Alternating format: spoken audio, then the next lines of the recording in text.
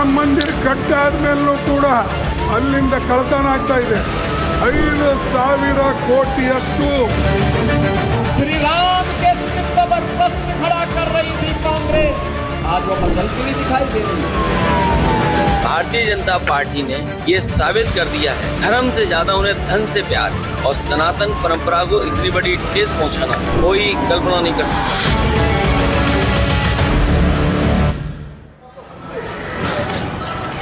नमस्कार, दोपहर के 3 बज रहे हैं। आप देख रहे हैं 3 का तरकश। लेकिन बात होगी अयोध्या की, जहां चंदा चोरी के आरोपों पर हर रोज नए नए खुलासे हो रहे हैं। कांग्रेस अध्यक्ष मल्लिकार्जुन खड़गे 2 कदम आगे बढ़कर 5,000 करोड़ के घोटाले की बात कर रहे हैं। कह रहे हैं कि 5,000 करोड़ की लूट खुद मंदिर के पुजारियों ने कर दी है और वो इसमें शामिल है। तो वहां 6 दिन की ताबड़तोड़ एसआईटी की जांच हुई है और उसके बाद एसआईटी की टीम उत्तर प्रदेश के मुख्यमंत्री योगी आदित्यनाथ को किसी भी वक्त अपनी रिपोर्ट सौंप सकती है, जिसके बाद चढ़ावा चोरी के गुनहगारों पर एक्शन तय माना जा रहा है। हालांकि एसआईटी की रिपोर्ट में किस किस का नाम होगा, किसका खुलासा होगा, ये जल्द पता लग जाएगा। पर सूत्रों के मुताबिक एसआईटी ने 150 से ज्यादा लोगों से पूछताछ की है और एसआईटी के रडार पर ट्रस्ट के 3 से ज्यादा लोग शामिल हैं। मंदिर प्रबंधन से जुड़े 20-25 लोगों पर कार्रवाई हो सकती है। लेकिन इस पूरे विवाद पर सियासी घमासान छिड़ा हुआ है। कांग्रेस सांसद इमरान मसूद अखिलेश पर निशाना साध रहे हैं। वहीं यूपी के डिप्टी सीएम ब्रजेश पाठक विरोधियों पर तुष्टीकरण की राजनीति का आरोप लगा रहे हैं। मदरसों और मस्जिदों में गड़बड़ियों का जिक्र कर रहे हैं। तो कुल मिलाकर आरोप और प्रत्यारोप की झड़ी लगी हुई है। तो आज इसी मुद्दे पर डिबेट करेंगे। हमारे साथ कुछ खास मेहमान जुड़ेंगे, लेकिन उससे पहले कुछ सवाल। राम मंदिर में चढ़ावा चोरी के कितने गुनहगार हैं? एसआईटी की जांच रिपोर्ट में किस किस के नाम हैं? राम द्रोही कहा जा सकता है क्या इन्हें? और राम द्रोहियों की गिरफ्तारी कब होगी? करोड़ों की लूट के आरोपों का सच क्या है, ये जानेंगे। लेकिन उससे पहले आपको बता दें कि यहाँ पर कि आज मेरे साथ जो जुड़ रहे हैं उनमें विनोद बंसल जुड़ रहे हैं, राष्ट्रीय प्रवक्ता विश्व हिंदू परिषद से, समाजवादी पार्टी के प्रवक्ता अनुराग भदौरिया जुड़ रहे हैं, तो चक्रपाणी महाराज जी जुड़ रहे हैं मेरे साथ हिंदू महासभा से, और उनके साथ साथ वैभव त्रिपाठी कांग्रेस से भी जुड़ेंगे।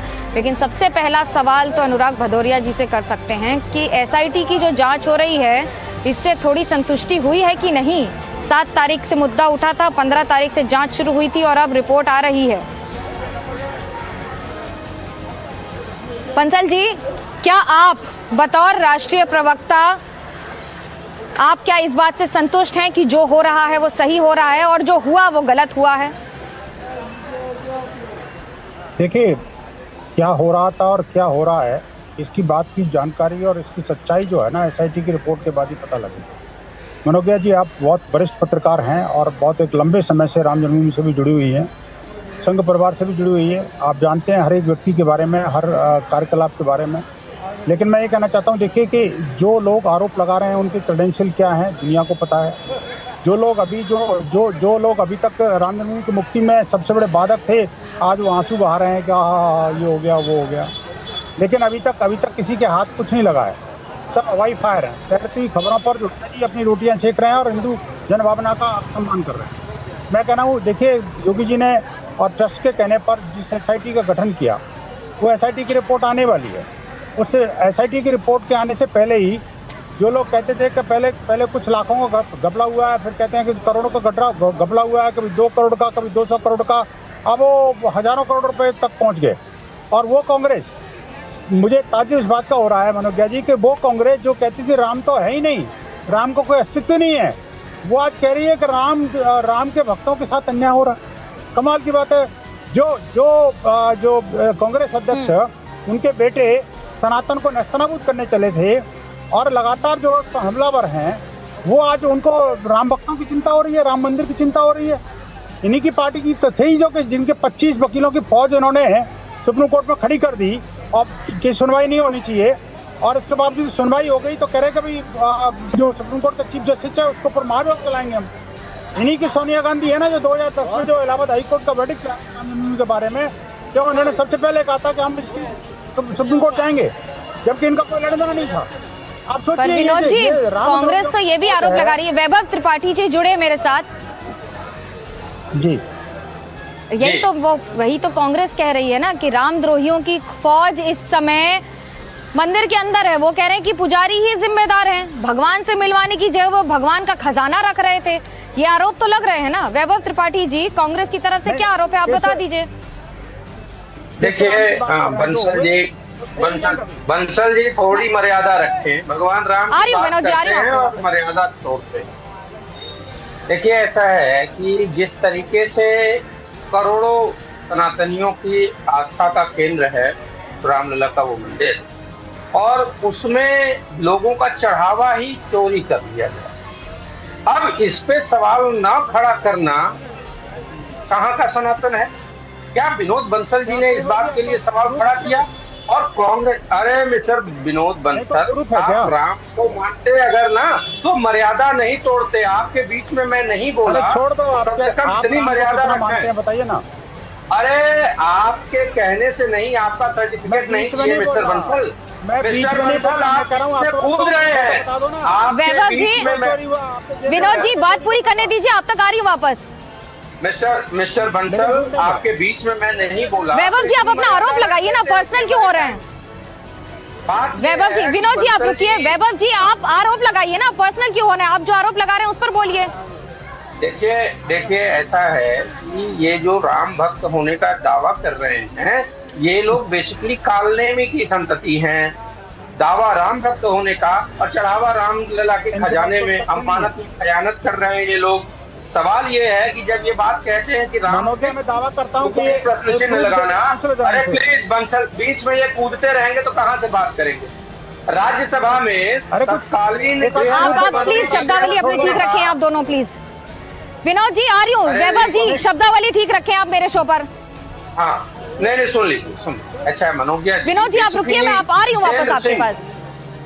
जितेंद्र सिंह केंद्रीय गृह राज्य मंत्री थे और राज्यसभा में उन्होंने बयान दिया कि राम के होने का कोई वैज्ञानिक साक्ष्य नहीं है। तो क्या भाजपा के लोगों ने राम पर सवाल नहीं खड़े किए? और अगर आप ऐसे आरोप लगा के अपनी चोरी को इसके पीछे छिपा लेंगे, हजारों करोड़ रुपए का जो मामला है, जमीन खरीद से लेकर चढ़ावा के चोरी तक, इसकी जांच ना हो, इस वजह से एफआईआर तक दर्ज नहीं हुई। चलिए, और मुख्यमंत्री ने एसआईटी जांच तो हो रही है ना, एसआईटी, अरे एसआईटी तो जांच कर रही है ना। चलिए, चक्रपाणी महाराज जी मेरे साथ जुड़े हुए हैं। चक्रपाणी महाराज जी, वैभव जी बोलने दीजिए ना, आपको उनको पूछती हूँ।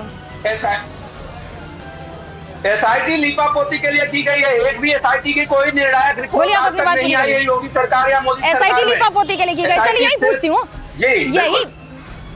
यही पूछती हूँ ना मैं। चक्रपाणी महाराज जी जुड़े हुए हैं, चक्रपाणी महाराज जी जुड़े हुए, वो कह रहे हैं एसआईटी लीपापोती के लिए की गई है। लेकिन ये बात तो सच है ना कि राम लला के अगर मंदिर में चोरी हुई है और अगर उनके खजाने में चोरी हुई है तो सेंध तो कहीं लगी है ना चक्रपाणी जी, तकलीफ तो हो रही है ना।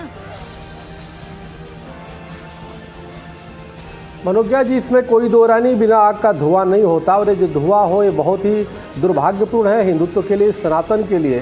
जिस 1528 के मीर बाकी ने तोड़ा, उसके बाद एक लंबी संघर्ष हुआ। संघर्ष के बाद एक लीगल भी लड़ाई हुई। 1949 में हिंदू महासभा ने केस डाला, मैं खुद उसमें पक्षकार था, president all India Hindu Mahasabha के नाम से सर्वोच्च न्यायालय में मेरा अपील नंबर 2636 था। और कई पक्षकारों ने अपनी ज़मीन बेच के लड़ाई लड़ी और एक समय जो है माननीय सर्वोच्च न्यायालय से निर्णय आया। और अब बड़ी दुर्भाग्य की बात है कि जब ट्रस्ट बना तो इसमें भी कहीं ना कहीं सरकार ने वह पता नहीं कौन सी क्राइटेरिया तय किया कि ऐसे लोगों को रखा राम मंदिर ट्रस्ट में जिसका राम मंदिर से कुछ लेना ही देना नहीं था। ऐसे लोगों को रख दिया कि कोई चूरन बेचने वाला, कोई कुछ करने वाला, पता नहीं नाम मुझे आते ही जो लोग हमसे पूछा करते थे, हम पक्षकारों से पूछा करते थे कि हो क्या रहा है। और जब निर्णय आया तो पक्षकारों को पूरी तरह अनदेखा कर दिया गया और ट्रस्ट में तो रखना दूर की बात ही, निमंत्रण तक भी नहीं दिया वो कार्यक्रम में। तो स्वाभाविक था, जिसका मूल ही गड़बड़ है तो उसमें फूल कहाँ से अच्छे आएंगे। तो यह तो बहुत लज्जाजनक है, दुर्भाग्यपूर्ण है कि करोड़ों और अरबों रुपए की चोरी जो आ रही है, ये हिंदू समाज के लिए बहुत ही वो है। और दूसरी, जिन लोगों ने चोरी किया, इससे बड़ा पाप कुछ नहीं हो सकता, क्योंकि देव द्रव्य की जो चोरी करता है वो जन्मों जन्मों तक, कितने जन्मों तक उसके जो है उद्धार नहीं होते, नरक में निवास करता है। ये बहुत ही दुर्भाग्यपूर्ण है, जिसकी इसकी निंदा की जा कम है। यहाँ पे राजनीति न की जानी चाहिए, इसमें कोई दो राय नहीं, चाहे पक्ष हो चाहे विपक्ष हो। इसमें चोर कोई भी हो उसे कड़े से कड़े। ये बात तो सही है ना चक्रपाणी महाराज जी कि चुनाव आ रहे हैं, चुनाव के पहले करोड़ों रुपए का ये अगर घोटाले के तौर पर सामने आता है, चक्रपाणी महाराज जी अगर ये करोड़ों रुपए का घोटाले के तौर पर सामने आता है तो सवाल तो उठेंगे ना। भक्ति और सनातन दोनों एक साथ भक्ति भाव के साथ राम मंदिर में जाते हैं, विपक्ष तो इसको मुद्दा बनाएगा।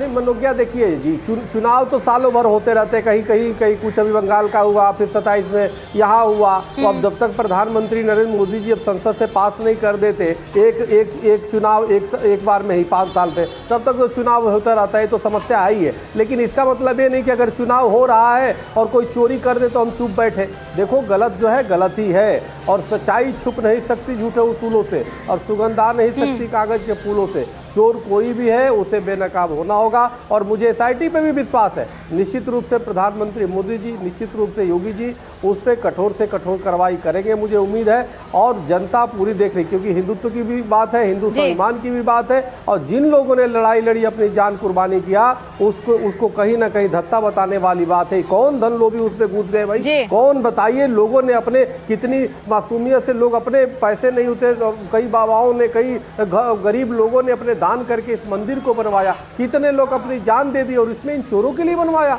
ये पूरे चांदी गायब कर दे रहे हैं, पैसे गायब कर दिया इन्होंने, क्या क्या गायब कर दिया। आप देखो, देख करके कितना हृदय विदृढ़ हो जा रहा है। हम लोगों ने जमीन बेच के लड़ाई लड़ी मुकदमे में, कितने पक्षकारों ने अपनी जमीन बेच के लड़ाई लड़ी, और उसका परिणाम क्या इसी दिन के लिए किया था। ये तो भगवान राम जी खुद माफ नहीं करेंगे, ऐसे लोग सब नरक में जाएंगे। लेकिन मेरे साथ विनोद बंसल जी भी जुड़े हुए हैं। विनोद जी, जब पक्षकारों की बात होती है तो क्या अब ये कहें कि मंदिर बनने के बाद पक्षपात शुरू हो गया है? क्योंकि जो भी आता है क्या उसे अब रामद्रोही के तौर पर देखा जाएगा अगर उसका इन्वॉल्वमेंट है इस तरह के घोटाले में या पैसे की हेराफेरी में? मनोज्ञा जी देखिए, इस मामले की जांच के लिए एसआईटी का गठन हो चुका है, और एसआईटी अभी कुछ दिनों में के अंदर ही, हो सकता है कुछ इंटरनल रिपोर्ट आज ही आ जाए, वो रिपोर्ट आने वाली है। रिपोर्ट के आने से पहले किसी को भी चोर कहना, किसी को भी साहूकार बताना, या ये कहूँ कि मैं कहीं घोटाला हुआ है या नहीं हुआ है, ये चारों बातें गलत होंगी। न तो मनोज्ञा लोहियाल, न मैं, न स्वामी जी, और न ही ये वैभव जी। मुझे आवाज नहीं आ रही है दावे के साथ में। हेलो, मेरी आवाज आ रही है क्या? मेरी आवाज आ रही है क्या? मैं तो बोल रहा हूँ सही। मनोज्ञा जी, मेरी आवाज आ रही है क्या? लगता मनोज्ञा जी तक आवाज नहीं आ रही। तो मैं ये कह रहा हूँ मनोज्ञा जी, बात यह कि देखिए, जब तक एसआईटी का जो जांच रिपोर्ट ना आ जाए, क्योंकि एसआईटी में जो कोई छोटे मोटे अधिकारी नहीं है, ये जो आरोप लगाने वाले लोग हैं, 2021 में भी जब इन्होंने आरोप लगाए थे तो आज तक कोई एफआईआर दर्ज नहीं करी, कोर्ट में नहीं गए कभी भी। लेकिन मैं कह रहा हूँ कि इसमें जो है ना, ये लगातार ये जो आरोप लगा करके भागने की जो प्रवृत्ति है इनकी, वो बहुत खतरनाक है। अभी भी इन्होंने एफआईआर दर्ज नहीं करी, इन्होंने भी कहीं अपने पुलिस में या जो कोर्ट में शिकायत नहीं करी। अब जब मुझे आवाज नहीं आ रही है, प्रोएक्टिव होकर के एसआईटी का गठन किया है, तब पानी महाराज से कि किस तरह की स्थितियों को आप जो ये स्थितियां देख रहे हैं इस समय, ये एक हृदय विदारक तो है ही, लेकिन अगर एसआईटी की रिपोर्ट आती है तो एफआईआर के साथ बाकी सारे एक्शन एक साथ हो जाने चाहिए।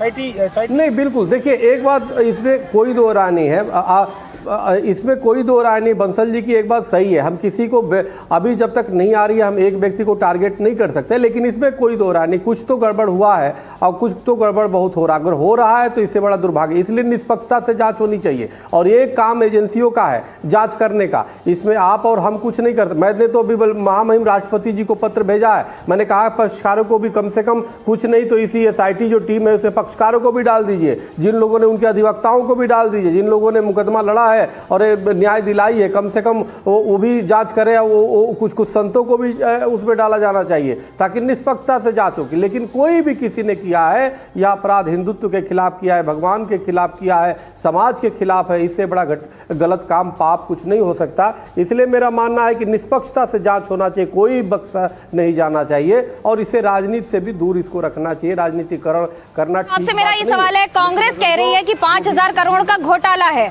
एसआईटी की रिपोर्ट का इंतजार करेंगे कि उसके पहले इसके आगे बढ़ जाएंगे? क्योंकि ये आरोप तो कई बार खुद आपके पार्टी के लोग भी लगाते रहे हैं। और मेरा एक छोटा सा सवाल, क्या ये कहेंगे कि अब इसी तरह की जांच मस्जिदों में भी होनी चाहिए उत्तर प्रदेश में? देखिए, ऐसा है मनोज्ञा, हर बात को भटकाने के लिए भाजपा का एक नया एजेंडा जारी हो जाता है, और बात ये है कि जो राम मंदिर का ट्रस्ट है उसमें कौन लोग हैं? क्या कांग्रेस के लोग हैं? क्या सपा के लोग हैं? नहीं है। राम मंदिर के आंदोलन से जुड़े लोग भी नहीं हैं। इसमें सब विश्व हिंदू परिषद, भारतीय जनता पार्टी और आरएसएस से जुड़े लोग हैं। और जब चोरी वहां हो रही है, दैट मीन भाजपा के लोग चोरी कर रहे हैं।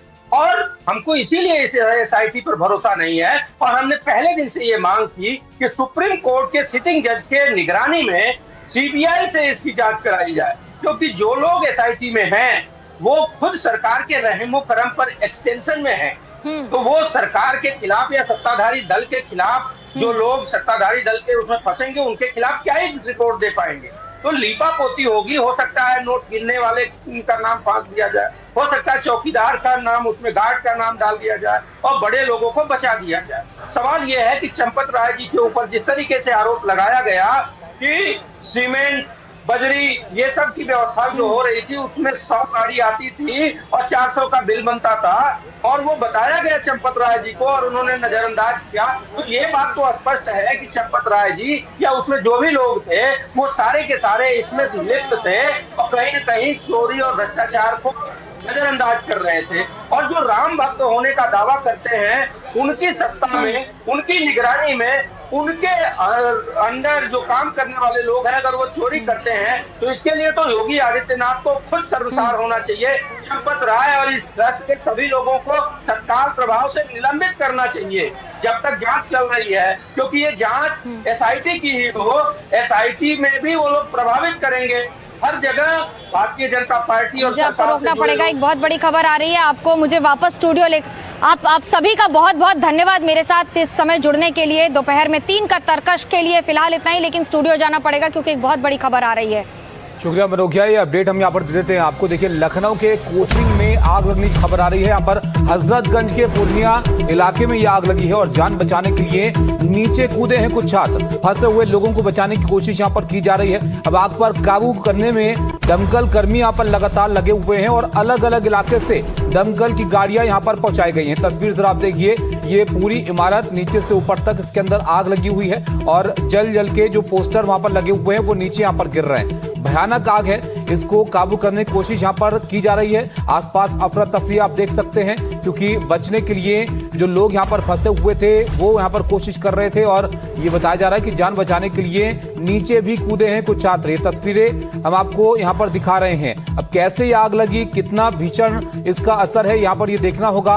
हजरतगंज का पूर्णिया इलाका है जहाँ पर ये आग लग गई है और जान बचाने के लिए बच्चों को नीचे यहाँ पर कूदना पड़ा है। कोचिंग थी और कोचिंग में यह हादसा हुआ है। अब एक बार फिर से इस बात को लेकर सवाल उठेंगे कि आखिर आग लगने की घटनाओं से बचने के लिए क्या इंतजाम ऐसी जगहों पर किए जाते हैं। सड़क किनारे ये बिल्डिंग इमारत आप देख पा रहे हैं और जब यहाँ पर आग लगी तो शायद बचने का कोई रास्ता नहीं था। बच्चों को ऊपर से कूदना पड़ा है बिल्डिंग से। कितना नुकसान हुआ है, बच्चों को कितनी चोटें आई हैं, ये यहाँ पर देखना होगा। अजय, बताइए फिलहाल क्या सिचुएशन है वहां पर? आग को काबू पा लिया गया है, बच्चे जो कूदे हैं वहां से उनकी क्या स्थिति वहां पर है? देखिए, बेहद ही दर्दनाक स्थितियां हैं यहाँ पर, बताना बयां करना बड़ा मुश्किल है। तस्वीरों में दिखाते हैं और चुनौतियां क्या है वो दिखाते हैं। देखिए किस तरह से हर तरफ इस समय जो फायर ब्रिगेड की टीमें हैं, आग की जो लहर, देखिए बगल की इमारत में भी अब आग दिखाई दे रही है। बगल की जो इमारत है उसमें भी आग दिखाई दे रही है और उस इमारत से होकर अब बगल की इमारत तक आग पहुंच चुकी है और जो उठता हुआ धुआं दिखाई दे रहा है, जो छात्र कूद कर बाहर आए हैं, मौखिक बातचीत में जो बात वो कह रहे हैं बहुत ही डराने वाली वो बात है। उनकी तरफ से जो बात कही जा रही है, एक बार उन छात्रों से बात करते हैं। भैया, आप कोचिंग के अंदर ही थे? नहीं। क्या आप कोचिंग के अंदर भी जब चल रही थी? कोचिंग नहीं है वो। अच्छा, तो देखिए तमाम जो यहाँ पर छात्र हैं ये यहाँ पर परेशान बेहाल दिखाई दे रहे हैं। विजुअल्स अब आपको अंदर के दिखाते हैं कि किस तरीके से अंदर इस समय इमारत में लगातार जो फायर ब्रिगेड की टीमें हैं पानी का बौछार कर रही हैं कि आग को काबू में किया जा सके। लखनऊ की डीएम भी अभी पहुंचे हैं यहाँ पर। तस्वीरें हम आपको दिखा रहे हैं कि कैसे जब से ये घटना घटी है खुद मुख्यमंत्री इस मामले का संज्ञान लेकर अधिकारियों को निर्देश दिए हैं कि स्पॉट पर जाएं और आप देखिए तस्वीरें किस तरीके से एक्शन यहाँ भरपूर देखने को मिल रहा है। नहीं है अंदर, सब लोग निकल गए बाहर। क्या मशीन है जो हाइट लेकर सीधे जिस जगह पर हॉटस्पॉट है आग का, जहाँ से मूल जो आग का प्रभाव है फैला हुआ है, वहां पर पानी की बौछार कर रही है और देखिए किस तरीके से प्रशासन अब मुस्तैद है। हर तरफ यहाँ पर आधा दर्जन फायर ब्रिगेड की गाड़ियां हैं जो हर तरफ से सक्रिय हैं। हैं, अलग अलग हिस्सों से पानी का बौछार करती हुई ये गाड़ियां हैं और लोगों की भीड़ है। तमाम जो लोग इसमें निकल कर बाहर आए हैं वो अलग अलग दावे कर रहे हैं, लेकिन इन दावों के बीच में प्राथमिकता रेस्क्यू करने के लिए प्राथमिकता है। आप भैया जब आग लगी थी यहाँ पे, जी क्या हुआ भैया जरा बताइए। यहाँ पे एकदम छोटी सी आग लगी हुई थी और मतलब इनके हम लोग ने ईंटें से उठा के शीशे से फोड़े, अंदर बहुत धुआं था, इतना धुआं तो जब क्या शीशे अंदर चलता क्या था? लाइब्रेरी थी और बच्चे पढ़ाई करते थे लाइब्रेरी। जी जी जी जी तो बच्चे कुछ गिरे भी है क्या आप? जी एक जना भाई ने गिरे, उस रेलिंग के ऊपर गिरे, उनकी कमर टूट गई है पूरी। हाँ, तो आप लोगों ने निकाला उनको, उसके अलावा भी बच्चे अंदर है क्या? जी जी 4-5 लोग को तो उन्होंने तार से निकाला है, तार से पकड़ के निकलवाया उनको। आग का कारण कुछ आपको समझ में आया कि नहीं, ये तो आप थे यहाँ पे जब आग लगी थी भैया? तो देखिए तमाम लगातार एक्शन है, दौड़ भाग है, प्रशासन मुस्तैद है। किस तरीके से देखिए अलग अलग जगहों से पुलिस की एक्टिविटीज को देखिए, अंदर की तरफ देखिए, अंदर की तरफ तस्वीरें देखिए किस तरीके से। पीछे रहिए राजेश जी, पीछे होकर दिखाइए। यहाँ पर आग बार बार उठती हुई दिख रही है और आगे की तरफ देखिए सुरक्षित दूरी बनाते हुए राजेश गुप्ता आपको दिखा रहे हैं किस तरीके से। आगे की तरफ आप देखेंगे फायर विभाग के जो अग्नि विभाग के अधिकारी, अग्निशमन की टीमें जो पहुंची है इमारत के अंदर से निकलकर बाहर आ रही है। तो ग्राउंड फ्लोर अब पूरी तरीके से कंट्रोल कर लिया गया है, ग्राउंड फ्लोर पर आग काबू में है, लेकिन जो ऊपर का हिस्सा है उस तरफ आग अभी भी देखिए किस तरीके से धुआं उठ रहा है। तो अंदर की तरफ बगल की इमारत में देखिए, ठीक बगल वाली इमारत में लपटें उठती हुई दिख रही हैं। लपटें सामने जो लोगो बना हुआ है उसके पीछे उठती हुई लपटें हैं, उसकी भी कांच को फोड़कर जो यहाँ से पानी की बौछार की गई तेज रफ्तार में ताकि आग काबू में की जा सके। तो स्थानीय लोग बता रहे हैं कि यहाँ पर लाइब्रेरी थी और लाइब्रेरी में किस तरीके से यहाँ पर रेस्क्यू लोगों की तरफ से क्या। आप लोग थे जब घटना घटी थी भैया? आप थे, देखे थे क्या हुआ था? यहाँ पे बहुत छोटी सी आग लगी थी, फिर वो धीरे धीरे बहुत बड़ी आग हो गई। क्या चल रहा था अंदर? बच्चे थे यहाँ पर, क्या चलता था? अंदर कोचिंग थी, कोचिंग अच्छा, चल रही थी। तो बच्चे गिरे, आपने गिरते हुए भी देखा? नहीं, गिरते हुए नहीं, हम लोग ने तार से उतारा था। उन लोग तार से उतारा था। और भी बच्चे बताते थे क्या कि अंदर है? हाँ, अंदर और लोग हैं। अच्छा, आप लोगों ने, आपको किसने जानकारी दी है? फोन पे माध्यम से हमें जानकारी मिली, अभी और भी लोग हैं। बच्चे ये इनकी फैमिली के ही लोग हैं। आपके परिवार का कोई है ये लोग बता रहे हैं, अगर आप बात करना चाहें। एक सेकंड देखिए परेशान बेहाल लोग हैं यहाँ पर, इनके साथ के छात्र, कई बच्चे ऐसे यहाँ पर बेहाल परेशान घूम रहे हैं, इनके साथ के लोग जो फंसे हुए हैं। और देखिए चुनौती जिस मूल इमारत में आग थी उसके अगल बगल की इमारतों में क्योंकि लपटें अब उठती दिख रही हैं, प्रभाव यहाँ से अब आगे बढ़ता दिख रहा है, तो एक चुनौती वो भी है। लेकिन जिस तरीके से यहाँ पर आग के बीच चुनौतियां हैं, आप देखिए किस तरीके से आगे बढ़कर फायर ब्रिगेड ने चुनौतियों को संभाला है। इस पूरे हिस्से में तकरीबन 6 फायर ब्रिगेड की गाड़ियां हैं, आप देखिए पीछे तक फायर ब्रिगेड की गाड़ियां दिख रही हैं और कैसे मॉडर्न मैकेनिज्म का इस्तेमाल करते हुए कोशिश है कि सीधे जिस जगह पर एपिसेंटर बना हुआ है आग का, धुआं जिस जगह पर सबसे ज्यादा है उस जगह को काबू में किया जाए। और जो स्थानीय प्रत्यक्षदर्शी हैं उनका कहना है कि इसी जगह पर वो लाइब्रेरी थी जहां से एक बच्चा कूद के गिरता है। विजुअल्स में वो दिखाई भी दिया कि एक छात्र ऊपर से गिरता है और पीछे जो रेलिंग है वहां पर आता हुआ दिखाई देता है। तो ये रेस्क्यू की तस्वीरें यहाँ पर दिखाई दे रही है। रेस्क्यू लगातार जारी है और इस रेस्क्यू के बीच में प्राथमिकता क्या है? प्राथमिकता ये है कि जल्द से जल्द जो है इस आग को काबू में पाया जाए और इस आग को काबू में कर जो आगे की तरफ नियंत्रण है उसे पाया जा सके। जी अजय, निश्चित तौर पर बहुत भीषण नज़ारा है, भीषण तस्वीरें हैं ये। आप जानकारी और जुटाइए यहाँ पर, किस तरह की ये कोचिंग थी, कितने बच्चे अंदर मौजूद थे और सबको निकाल लिया गया है, नहीं निकाल लिया गया है, कोई फंसा तो नहीं है अंदर। लेकिन जो प्रतिक्रियाएं आई हैं इस घटना के बाद वो जरा आप देखिए। जो छात्र वहाँ पर मौजूद थे या जिनके सहयोगी अंदर पढ़ रहे थे उनकी तरफ से क्या कहना है इस घटना के बाद, वो आपको दिखाता है। ये नीचे बेड स्टोर था और ऊपर कुछ लाइब्रेरी या कंप्यूटर कोर्स का कुछ वो था। जब हम लोग यहाँ पे आए तो धुआं निकल रहा था। उसके बाद से हम लोग लगातार पुलिस वाले सबको कॉल कर रहे थे कि आप आ जाइए, और कुछ लोगों को तो हमने बचाया, तार से 5-6 लोगों को, 1 लड़की और 5 लड़का।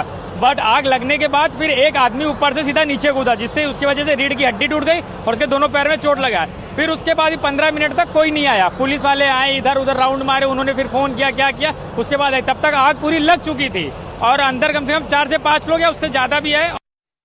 अजय, बहुत गंभीर बातें छात्र यहाँ पर कर रहा है कि 15 मिनट तक कोई नहीं आया, कॉल यहाँ पर की गई। बताइए जरा वहां पर लोग इस बारे में क्या कह रहे हैं, क्या देर लगी वहां पर फायर ब्रिगेड को पहुंचने में, और ये किसकी कोचिंग थी? देखिए अब बिल्कुल देखिए इन सब सवालों का जवाब हम लेंगे, पर अभी प्राथमिकता में तस्वीरें भी दिखाते हैं और बात भी करते हैं आग को काबू में करने के लिए किस तरीके से मशीनें लगी। और अब एक नया विजुअल है यहाँ पर, देखिए कैसे ये फायर ब्रिगेड के कर्मचारी जो है, फर्स्ट फ्लोर था उसको आग पर काबू में किया गया और जिस फ्लोर से वो छात्र गिरा था अब उस फ्लोर पर आप देखिए किस तरीके से रस्सी से व्यवस्था बनाकर कर्मचारी फायर ब्रिगेड के चलते दिख रहे। भैया आप लोग थे जब ये आग लगी थी, आप पहुंचे थे? आप थे, क्या देखा था जरा बताइए, आपने क्या देखा? अरे आग काफ़ी पहले तो काफ़ी कम थी और हम लोगों ने सब लोगों ने यहाँ पे फ़ोन ऑन करा करा, लेकिन फायर ब्रिगेड कितना ने टाइम लगा आने में? कम से कम 45 मिनट लग गया। अच्छा। एक बंदा ऊपर से गिरा था। कौन से फ्लोर से गिरा था वो सबसे ऊपर वाले फ्लोर से गिरा था, उसकी कमर की हड्डी टूट गई। तो हम लोग एम्बुलेंस को कॉल कर रहे हैं, लेकिन एम्बुलेंस लोग आ नहीं पाई समय पे। उसकी काफ़ी सीरियस हालात है।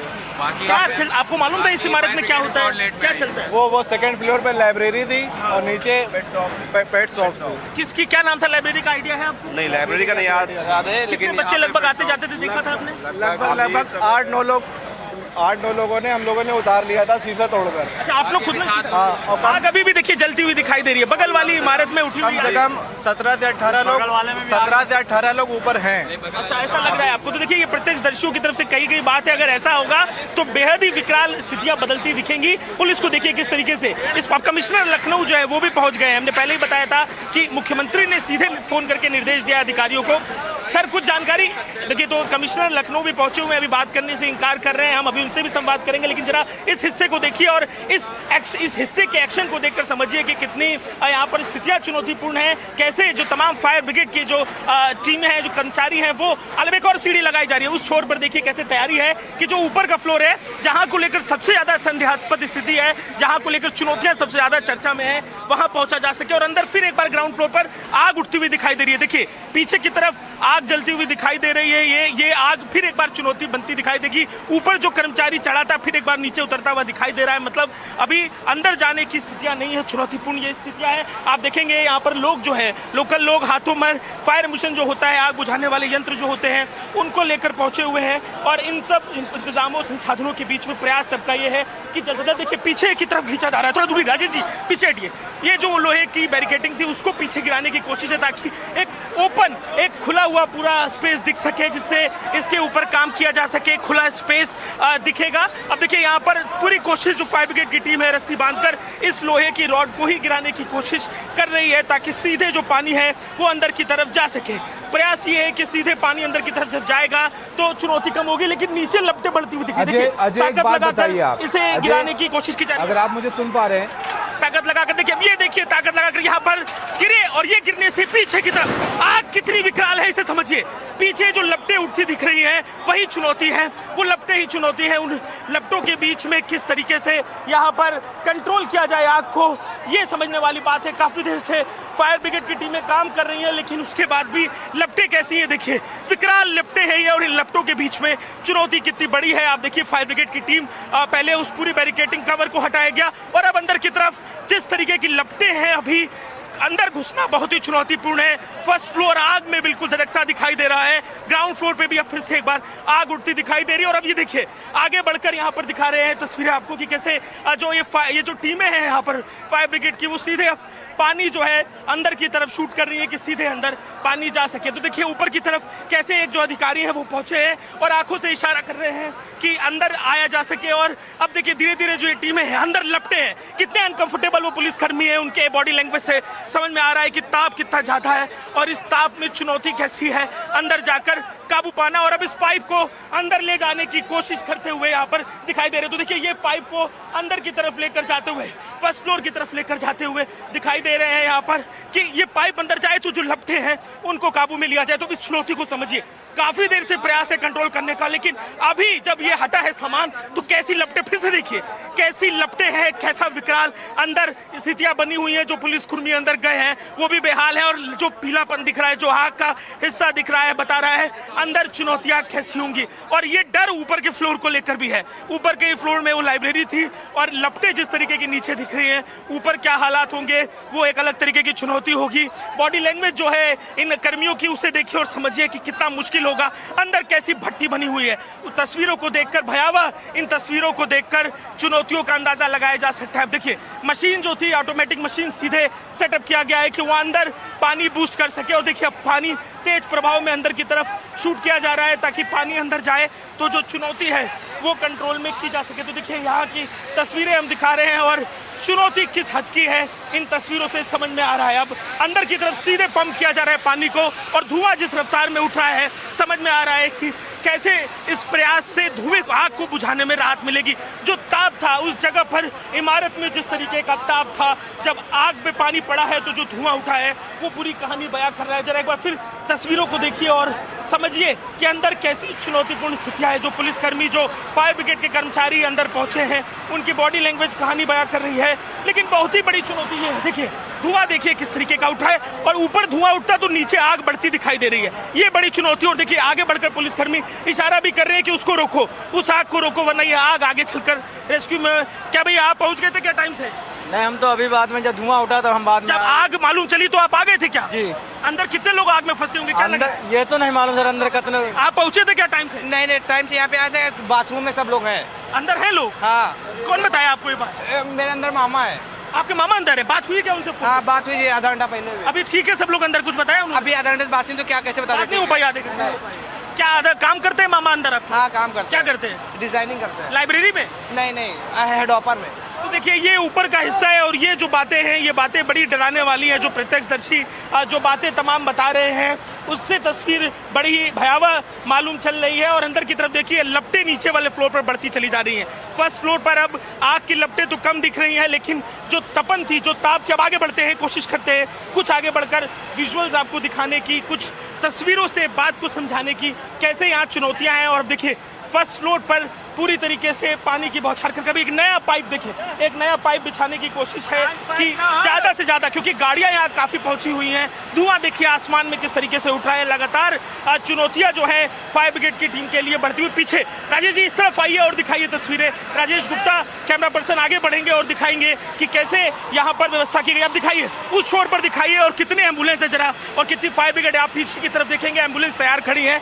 रेस्क्यू ऑपरेशन जब शुरू होगा, और लगातार देखिए फायर ब्रिगेड की गाड़ियां हैं, 3 गाड़ी पीछे दिख रही हैं और इसी तरीके से कतारबद्ध 4 गाड़ियां आगे की तरफ खड़ी दिखाई दे रही हैं। तो ये रेस्क्यू ऑपरेशन की तैयारियां हैं और फायर ब्रिगेड। एक बार फिर से आग की तरफ चलिए राजेश और दिखाइए किस तरीके से ऊपर पुलिसकर्मी जो है उनकी हालत देखिए कितने लथपथ और बेहाल इस आग से है। गीला रुमाल ले रखा है ताकि जो धुआं है उसमें कंट्रोल कर सके। आप बताओ, आप आगे थे क्या जो घटना घटी? जी हम यहीं पे थे, अभी यहीं पे थे आप? हाँ। क्या हुआ था शुरू से बताओ। ऊपर थोड़ी सी आग लगी थी, उसके चक्कर में थोड़ा और पूरा फैलता गया सब पूरा। कोई जानने वाला आपका भी अंदर है? नहीं, अंदर कोई नहीं जानता। आप आए तो आपने निकाला लोगों को यहाँ पर? नहीं, वो एक ऊपर से फांदा था, यहाँ पे नीचे गिरा था। एम्बुलेंस हटाया आप लोगों ने? हाँ हटाया। एम्बुलेंस आने में बहुत देर हो गई थी। ये इमारत किसकी है आपको आइडिया है? ये नहीं पता। तो देखिए अब लोग जो है स्थानीय जो अनुभव उन्होंने किया, जो देखा, वो बात जाहिर कर रहे हैं। लेकिन अंदर की तरफ जो आग की लपटें थी फर्स्ट फ्लोर पे वो तो कम होती दिखाई दे रही है, लेकिन ग्राउंड फ्लोर को देखिए, ये वहाँ बढ़ती हुई आग एक चुनौती है। इसके अलावा बगल की इमारत तक भी ये आग पहुँच चुकी है। जो बिजली का कनेक्शन है इलाके का काट दिया गया है और बिजली के तारों को देखिए कैसे झुलसे हुए ये बिजली के तार है। लगातार जो फायर ब्रिगेड की टीमें हैं लोगों को पीछे करी, सुरक्षित दूरी बनाइए। देखिए अब ये गाड़ी जिस यंत्र को देखिए, ये यंत्र अंदर जाने की तैयारी है और ये ऑक्सीजन का जो इक्विपमेंट है जिसके जरिए इस धुएं के बीच जाना मानव की सक्षम नहीं है मानवीय क्षमताओं में। तो अब ये किट में पूरे पहुंचे हुए हैं, फायर ब्रिगेड के कर्मचारी किट में पहुंचे हुए हैं और किट में दिखाइए किस तरह से चुनौती है फायर ब्रिगेड के लोग हटाते हुए। देखिए लोगों को पाइप जो है अंदर जा सके। अब इस किट को लेकर जो है ऊपर चढ़ रहे हैं और इस धुएं के बीच में, ताकि कोई घायल हो तो उसको रेस्क्यू किया जा सके। ये सबसे महत्वपूर्ण और चुनौतीपूर्ण काम में इस समय ये पार्ट है। और अब ऊपर चढ़ के जा रहे हैं ताकि जो अंदर की तरफ जाके अगर कोई हो तो ब्रीदिंग करके निकाला जा सके। अब एक आदमी इमारत के अंदर जा रहा है, उसको रोकते हुए फायर ब्रिगेड के लोग दिखाई दे रहे हैं। फर्स्ट फ्लोर पे आग लगी और देखिए यहाँ पर आवाज देके रोकते हुए पुलिसकर्मी दिखाई दे रहे हैं, लेकिन आगे बढ़कर देखिए फिर से रोक रहे हैं लेकिन सुन नहीं रहे लोग। तो ये चुनौती यहाँ पर जो लोकल लोग हैं उनके बीच यहाँ पर बनी हुई है और पुलिस की टीमें जो है लगातार पीछे कर रही हैं। और ये अब ये जो ऊपर ऑक्सीजन यंत्र पहन के गए थे अंदर जा चुके हैं और अंदर देखिए सबसे महत्वपूर्ण अब जो गतिविधि है वो अंदर ही होनी है जहाँ पर वो रेस्क्यू का काम होगा। और अब से कुछ देर में रेस्क्यू की तस्वीरें आएंगी। अजय दिखा रहे थे हमारे सहयोगी तस्वीरें आपको कि बहुत ही भयानक ये आग यहाँ पर लगी है। अब कोशिश इस बात की जा रही है कि इस आग को जल्दी यहाँ पर काबू किया जाए और अंदर देखा जाए कि कोई फंसा तो यहाँ पर नहीं है। ये संभावना है कि अंदर हो सकते हैं लोग, क्योंकि यहाँ पर कुछ छात्रों की मौजूदगी थी और ये संख्या 10 से 12 जो है वो बताई जा रही है। अब इस आग पर काबू पाना कितना चुनौतीपूर्ण है ये तस्वीरों में आप यहाँ पर देख सकते हैं। अजय एक बात बताइए, जो बिल्डिंग है इसका एग्जिट और एंट्रेंस सिर्फ सामने से है या आगे पीछे भी कोई और रास्ता है? क्योंकि सामने जाल लगा हुआ था जिसको अभी आपके सामने फायर ब्रिगेड ने यहां पर निकाल के अंदर जो है पानी पहुंचाने की कोशिश की है। अगर ऐसा था तो ये तो और ज्यादा खतरनाक यहां पर ये बिल्डिंग यहां पर नजर आती है। फिर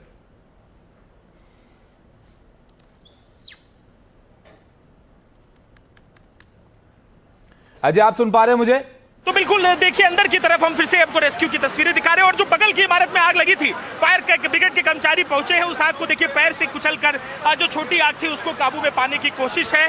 और जो फायर एक्सटिंग्विशन होता है उसको लेके भी पीछे पीछे कर्मचारी गए हैं। और देखिए ऊपर जो सबसे महत्वपूर्ण विजुअल्स है, जो पानी की बौछार करता हुआ सिपाही आपको फायर ब्रिगेड का दिखाई दे रहा है। उसके पास एक किट है, ऑक्सीजन, ब्रीदिंग यहाँ पर सबसे बड़ी चुनौती है। जो कर्मचारी पहले से लगे, आप देखिए गमछा गीला लिया हुआ है, रुमाल गीली ली हुई है ताकि सांस ली जा सके। और अब देखिए बगल वाली इमारत में कैसे फायर एक्सटिंग्विशन के जरिए आग को बुझाने की कोशिश करते हुए छोड़ा गया था ताकि अंदर जाया जा सके। तो बगल की इमारत में पैरों के जरिए, पानी के जरिए, फायर एक्सटिंग्विशन के जरिए आग को काबू में कर लिया गया है। और अब देखिए कैसे धुआं चुनौती बना हुआ है। अब नाक पर आप देखेंगे, मुंह पर रुमाल गीली बांधते हुए पुलिसकर्मी दिखाई दे रहे हैं और यही चुनौती है सबसे बड़ी। ऊपर की तरफ देखिए कैसे वहां पर जो ऑक्सीजन किट पहन के पुलिसकर्मी गए थे, फायर ब्रिगेड के कर्मी गए थे, वो ऊपर खड़े दिखाई दे रहे हैं, कुछ इशारे में बात करते दिखाई दे रहे हैं। कुछ रिसोर्स उनको ऊपर चाहिए अंदर जाने के लिए, लगता है वो बात करते हुए दिखाई दे रहे हैं। अंदर जो तपन थी, जो आग थी, जैसी चुनौतीपूर्ण स्थितियां थी, अंदर जाना संभव नहीं था। पर पहले ऑटोमेटिक मशीनों के जरिए आग को काबू में किया गया। और अब आप देखेंगे अंदर की तरफ ऑक्सीजन के जो यंत्र हैं उनको लेकर एक जो फायर ब्रिगेड के कर्मी हैं जाएंगे और उसी की तैयारी। बगल की इमारत में कुछ बुगाहटे देखिए, हाथों से इशारा करते हुए, कोई बात करते हुए लोग दिखाई दे रहे हैं। प्रयास एक रास्ता खोलने का बगल की इमारत के जरिए अंदर जारी है ताकि अंदर जाया जा सके। इस जगह पर खड़े होने पर जो तपन है, जो इस इमारत से ताप निकल रहा है, उसका अनुभव दूर खड़े होकर भी हम कर पा रहे हैं। तो जो फायर ब्रिगेड के कर्मचारी हैं उनकी हालत, उनकी बॉडी लैंग्वेज में मालूम चल रही है कि कैसी इस आग की ताप है, जो चुनौतियां उनको फेस करनी पड़ रही है। आप पहुंच गए थे क्या भैया जब हुआ था, आग लगा था? ना, हम ज्यादा देर से नहीं है। क्या? अच्छा, आपने तो पहले बात बताई, जरा फिर से और बात बताइए, क्या देखा आपने आप जब आए थे? हमने देखा कि आग लगी है यहाँ पे। फिर उसके बाद एक बंदा वहाँ से कूदा, यहाँ पे अगल बगल आवाज़ें लगाई कि गद्दा दे दी, कोई गद्दा नहीं दी। प्लस कम से कम 45 या 30 मिनट बाद फायर ब्रिगेड आई है। तो ये अपनी बात बताते हुए यहाँ पर दिखाई दे रहे हैं, लेकिन महत्वपूर्ण है अंदर जाना और अंदर जाने की चुनौती। उस आग की जो तस्वीरें थी उससे मालूम चल रही है, यही कारण है कि अंदर जा नहीं पा रहे। आप तो आ गए थे भैया जब घटना घटी, तो थे यहाँ पे ना? हम नहीं थे, बाद में आए हैं आप। तो यहाँ बहुत से ऐसे लोग हैं जब घटना का पता चला है तो पहुँच रहे हैं, लेकिन विजुअल्स को देखिए और इन चुनौतियों को समझिए। कितनी चुनौतीपूर्ण तस्वीरें हैं, जो ताप है इस इमारत का, बिखरा हुआ मलबा। जरा आगे बढ़ते हैं और मलबे के विजुअल्स को दिखाते हुए आपको बताते हैं कि क्या अंदर घटा है पिछले कुछ देर में। राजेश जी आगे आइए, आगे आकर हम आपको दिखाते हैं कि क्या कुछ अंदर घटा है। ये फर्स्ट फ्लोर पर जहाँ पर पेट शॉप थी, वहाँ का बिखरा हुआ सब सामान नीचे देखिए यहाँ पर पड़ा हुआ है। ये पेट शॉप में जहाँ तमाम जानवरों के खाने के लिए चीज़ें थी, वो सब चीज़ें दिखाई दे रही हैं जो जल चुकी हैं। तमाम पैकेट्स जले हुए दिखाई दे रहे हैं। और इन जले हुए पैकेट्स के बीच में जो फर्स्ट फ्लोर पर ये सामान रखने का रैक बना था उसको गिराकर तोड़ा गया ताकि अंदर पानी जा सके। और जब गिराता है तो जो आग की ताप दिखती है, जो ज्वाला दिखती है, वो बताती है कि चुनौती कितनी बड़ी है। और अब अंदर की तरफ देखिए लगातार पानी से रेनिंग की जा रही है ताकि आग को काबू कर सके, ताकि जो ये फायर ब्रिगेड के कर्मी हैं वो अंदर जा सके। अंदर जाना चुनौती है क्योंकि जो दावे किए जा रहे हैं वो अंदर की तरफ को लेकर ही किए जा रहे हैं। और इस आग को लेकर तमाम बातें हमारे सहयोगी विवेक यहाँ पर पहुंचे थे। इससे पहले विवेक, क्या अब तक देखा? अभी तो दौड़ रहे देख रहे हैं। जी, हमको सूचना मिली थी कि यहाँ पे आग लगी थी और बाकायदा इस बिल्डिंग में गेमिंग प्रोक्स का काम होता था। जिस गेमिंग प्रोक्स में काम होते थे वहाँ एक बच्चा सुखमणि सिंह, उन्होंने बाकायदा अपने पिता को फ़ोन करके 2:15 बजे सूचना दी कि ऑफिस में आग लगी है और मुझे बचा लो। उसके बाद वो लोग आलमबाग से दौड़ते हैं, बाकायदा प्रशासन को फ़ोन करते हैं और उस ऑफिस में करीब 20-22 लोग करते हैं। इस बिल्डिंग में एक और क्या इस बिल्डिंग के बारे में पता चल रहा है? ये तो पेट का सामान दिख रहा है, क्या क्या था ऊपर इसके? अब तक जहाँ तक बात चल रही थी, नीचे जो है वो पेट का सामान की दुकान थी, एक गेमिंग प्रोक्स चलता था और एक IT कंपनी थी जो बच्चों को ट्रेनिंग कराती थी, इंडस्ट्री में बच्चों को रखती। तो अब तक ये जानकारी जो है स्थानीय लोगों से निकल के सामने आ पा रही है। प्रशासन से ऑफिशियल इस पर रिपोर्ट आना बाकी, लेकिन करीब जो लोग घायल विवेक गिरा, उस घायल के बाद जो प्रत्यक्षदर्शी है, देखिए अभी एक बुलडोजर दिखाई दे रहा है। कुछ प्रयास है, ब्रजेश पाठक जो डिप्टी CM है वो भी अब दिखाई दे रहे हैं, वो भी पहुंचे स्पॉट पर। लखनऊ से विधायक है, तो साथ ही महत्वपूर्ण ये कि जिस तरीके से मुख्यमंत्री ने तमाम अधिकारियों को निर्देश दिया है और खुद ब्रजेश पाठक भी अब पहुंच गए हैं स्पॉट पर। क्या रियल टाइम विजुअल्स है। ऊपर देखिए इशारा करते हुए कुछ लोग दिखाई दे रहे हैं, कुछ मैसेज पानी खोलने के लिए कह रहे हैं ताकि पानी शायद ऊपर कोई पाइपलाइन पहुंची है उसका पानी खोजने की कोशिश की गई है। ब्रजेश पाठक अब बगल वाली इमारत में जाते हुए अंदर दिखाई दे रहे हैं, अंदर के विजुअल्स हैं जहां ब्रजेश पाठक अंदर जाते हुए दिखाई दे रहे हैं। लेकिन चुनौती क्या है? चुनौती इस समय आग को काबू में पाना है ताकि अंदर जाकर जो लोग फंसे हैं, जो स्थानीय लोग दावा कर रहे हैं, उनको रेस्क्यू कर सके। और अंदर क्या पीछे जो एक फ्लोर पर आग थी वो अपने पीछे क्या छोड़ के गई है जरा देखिए। ये सब कुछ जला हुआ सामान है। ये स्टोर था जिसमें तमाम सामान रखा हुआ था। इस सामान को अंदर देखिए ये बाइकें किस तरीके की जली हुई दिखाई दे रही है। ये बता रहा है कि कितनी ज्वलंत ये आग थी, कितनी ज्वलंत ये आग थी। और इस आग का प्रभाव जरा इन व्हीकल्स को देखिए, तमाम तरीके के बाइक्स रखी हैं और भी बड़ी मशीनरी, हैवी मशीनरी पीछे रखी हुई दिखाई दे रही है। लेकिन अब बचा क्या है? इसके पीछे सिर्फ धुआं, सब कुछ राख हो चुका है। लोहा, मेटल, तमाम जो दूसरे धातु हैं वो भी अब गले हुए यहाँ पर बिखरे दिखाई दे रहे हैं। तो चुनौती अब अंदर को लेकर है, अंदर की तरफ वही प्रयास है कि आधुनिकतम मशीनों के जरिए अंदर जाकर कंट्रोल किया जा सके। तो अब 2 फ्लोरों पर इस समय फायर ब्रिगेड की टीमें पहुंच चुकी हैं। ग्राउंड फ्लोर से होते हुए सीढ़ी के रास्ते से भी कुछ कर्मी अभी ऊपर गए हैं। और अब देखिए जो सबसे चुनौतीपूर्ण स्पॉट है उस पर जाने की कोशिश है। जो सबसे चुनौतीपूर्ण, सबसे ऊपर का फ्लोर है जहां सबसे ज्यादा धुआं उठता दिखा, उस पर जाने की कोशिश करते हुए कर्मी दिखाई दे रहे हैं। सीढ़ी लग चुकी है और अब प्रयास है कि उस फ्लोर तक जाया जा सके ताकि जो चुनौती है उसे देखकर आगे इसके रेस्क्यू ऑपरेशन को बढ़ाया जा सके। फायर ब्रिगेड की टीमें हैं, लगातार एक्टिव हैं। यहाँ पे लखनऊ के डीएम पहुंच चुके हैं, कमिश्नर पहुंच चुके हैं, ब्रजेश पाठक उप मंत्री उत्तर प्रदेश के लखनऊ से ही विधायक भी हैं, वो भी पहुंच चुके हैं। हर तरफ एक्शन है। देखिए उधर जेसीबी फिर एक्टिव होती हुई दिखाई दे रही है। कुछ संकेत, जो तार यहाँ लटके हुए थे उन तारों को तोड़ा जा रहा है, तारों को हटाया जा रहा है। पुलिसकर्मी देखिए कैसे अपने हाथों से उस रास्ते को खोलते हुए दिखाई दे रहे हैं ताकि तोड़कर इस बिल्डिंग के टॉप फ्लोर तक पहुंचा जा सके। और जो संकेत हैं वो बड़े डराने वाले हैं। यहाँ जो संकेत दिखाई दे रहे हैं और ऊपर के हिस्से में अब देखिए किस तरीके से एक्शन है।